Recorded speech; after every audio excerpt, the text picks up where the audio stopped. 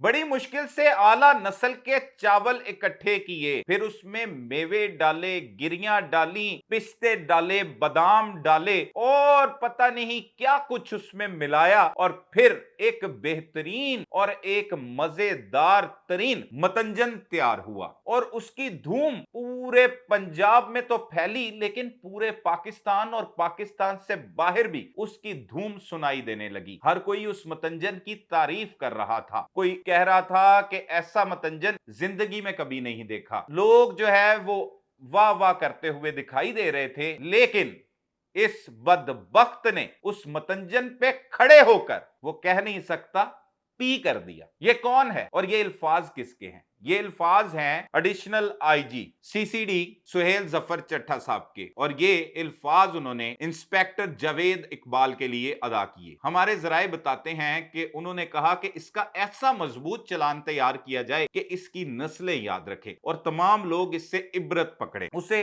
ना सिर्फ गिरफ्तारी उसकी डाली गई, बल्कि उसको डिसमिस करने की तैयारियां की जा रही हैं। उसे जुडिशल भेजा गया है, जहां पर उसकी शनाख्त परेड करवाई जा रही है, और शनाख्त परेड सिर्फ मुगवी नहीं बल्कि मुद्दई मुकदमा भी कर रहा है। उनका कहना है कि इससे मिसाल बना दिया जाए, और ये जो सीसीडी की बदनामी का बायस बना है, ऐसे लोगों को हरगिज बर्दाश्त नहीं किया जाएगा और इन्हें इबरत का निशान बनाया जाएगा।